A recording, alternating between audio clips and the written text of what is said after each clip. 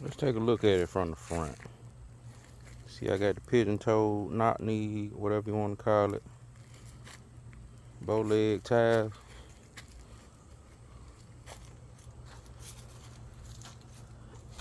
Oh, this came loose here.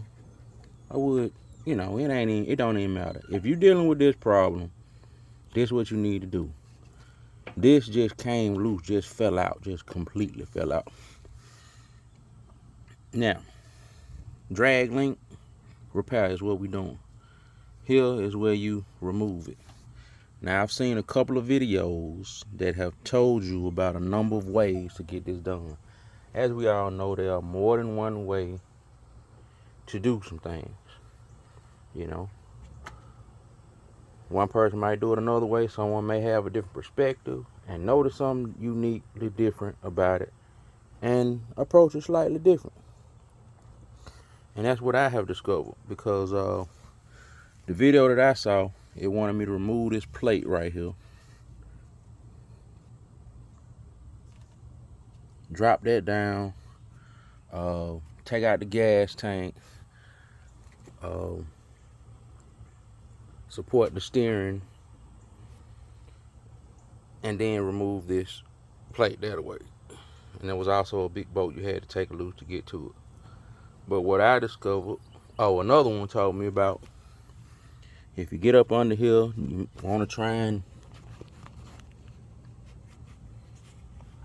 slip a wrench in here, but you could just go in from here and slip a wrench in now and get it done. That seemed to be pretty convenient. Now what I've done is something slightly different. I noticed that in the frame there's a slot right here, and in that slot I can get my 9/16 socket down and up with a couple of extensions and put a ratchet on it, take it loose. And as you can see, I just about have gotten it out. Now, before you get to this point, you have to get this off. It's just a little rubber slide guide that fits in between this slot. Now, it's rubber, so it's flexible, and you can pop it out. But that's one of the things that I was thinking of. Like, wait a minute, how would I get that off to get to the nut to remove it? I was able to just kind of get in there, pry it up, and slide it out. Now, getting it on, I'm just going to use the same method in reverse. But I should be able to go in to the top here, at least slide one side in. And since this moves with the steering, I should be able to get some wiggle room to insert it. I'm going to come over here to this side. Now, down in here,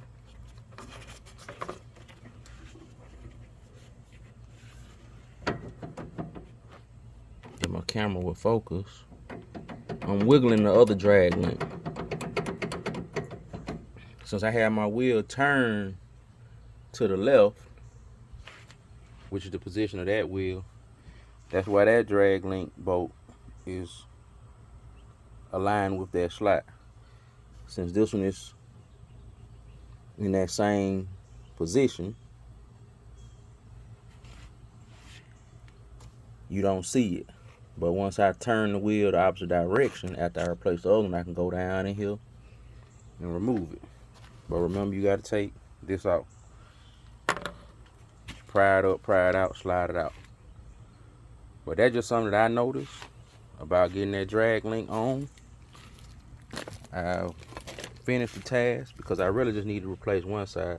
But I think I'm going to go ahead and do both sides, because the one on that side has been, kind of rigged together, because it doesn't necessarily It's not supposed to be stacked like that. So they just kind of making do. So since I got two, I got the pair, I got the combo, I'm gonna make it done. I already did the front ones, and I thought that was all I need to do to go from the wheel to that. So now I'm doing the one that goes from the wheel to the steering. All right, we're back again, and I had to slide over to the other side. But I'm gonna go back to the first side. And as you can see, drag link is in place. I just have to put it in here. But before I do that, I want to do the other side and connect it. But I'm gonna show you if I can get my camera to focus. Way down in the jungle deep. We're right down there. Come on, focus, camera.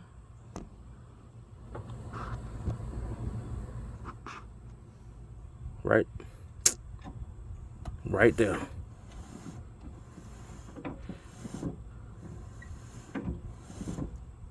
I was able to get that rubber piece on over the top. And all I did was I worked my way from this side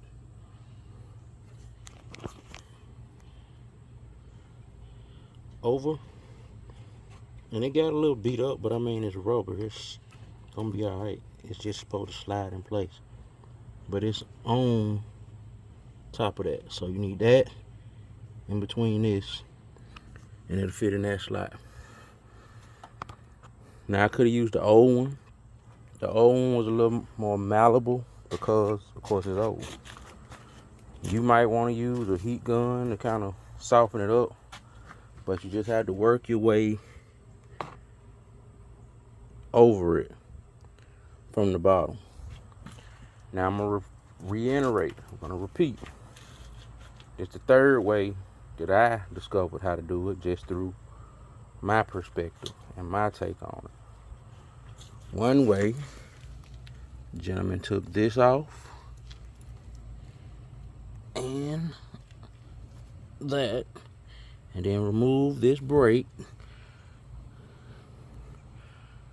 and then took out the gas tank and supported the steering down in there with a bungee cord. That's a repair clinic video.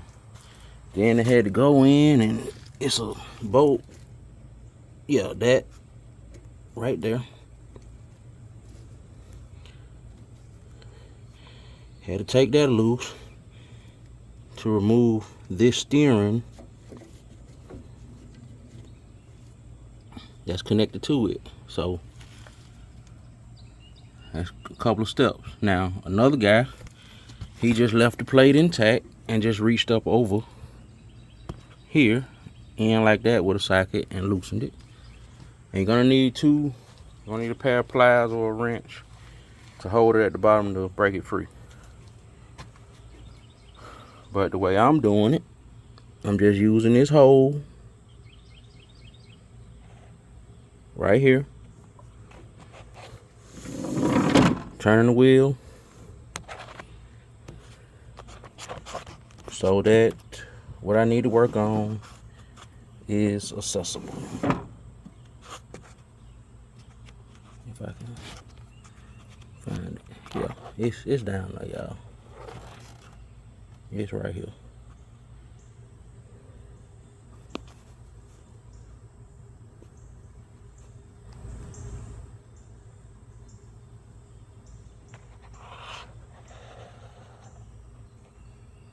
It's right there.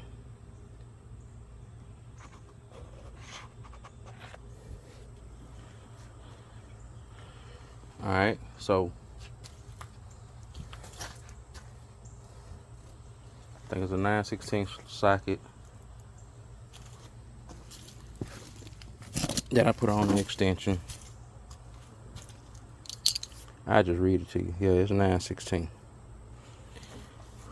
But I slip it right down in here and get busy. All right.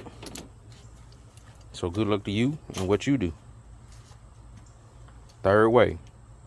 One way to remove the plate, remove, you know, steering attachment, all that brake. Another way, reach over with a ratchet. My way, detach the front, turn the wheel, socket down in there, take it loose.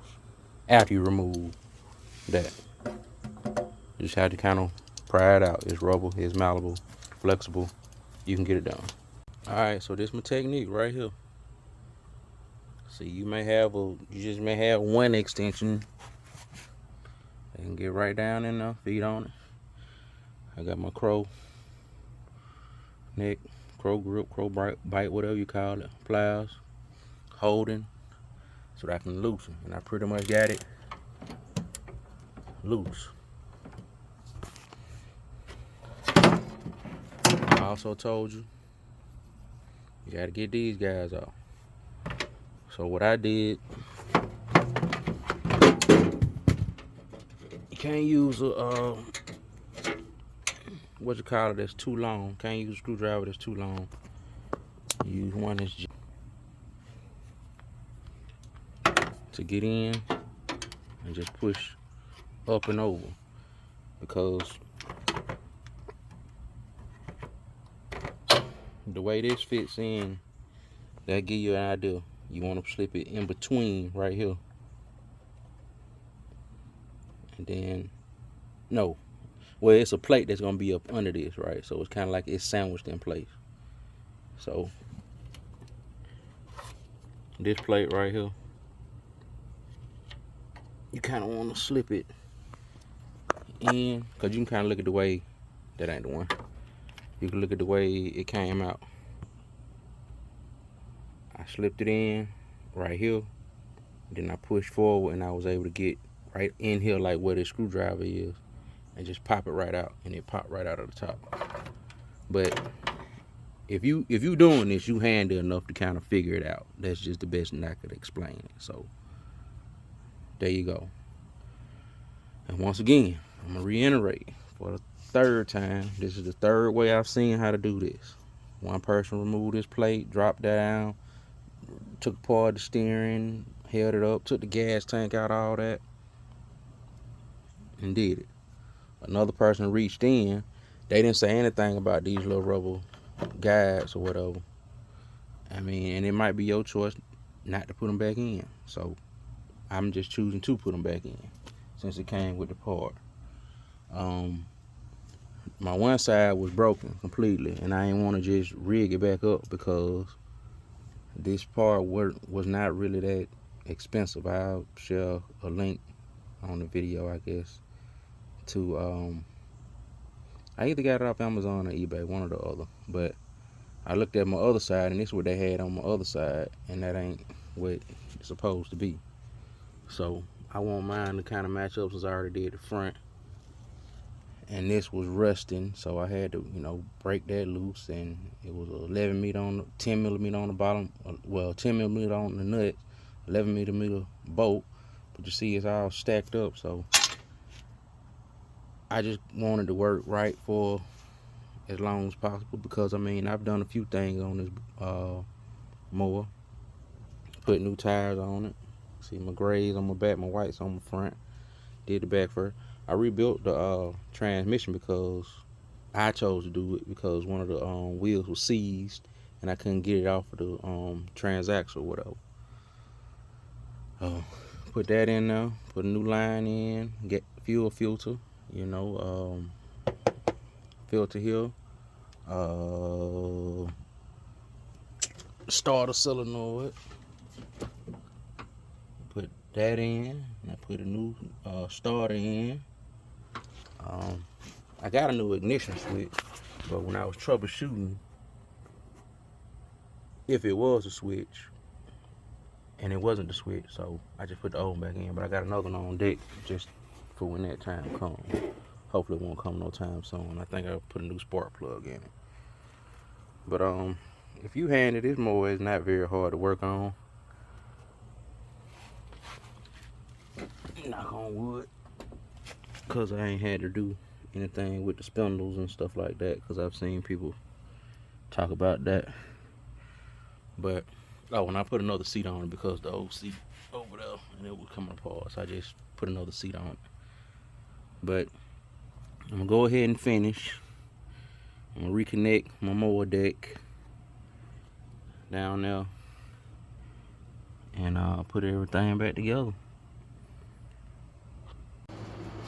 Mission accomplished, mission complete, task completed, task accomplished. Once again, I'm gonna splice everything together and give you the whole rundown. It's the new one in place.